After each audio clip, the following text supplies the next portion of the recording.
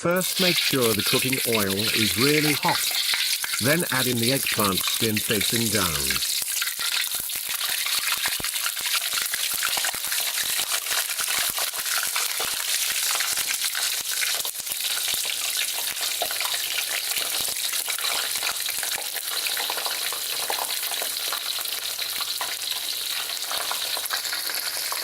Cook until the white part of the eggplant is slightly brown.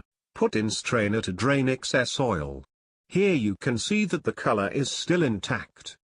At this stage, the eggplant is already cooked and soft. The eggplant should be quickly stir-fried for only a short while. Here you can see that some of the eggplant has turned brown because I cooked it a tad too long. If your recipe has gravy in it, then cook the gravy and pour over the eggplant.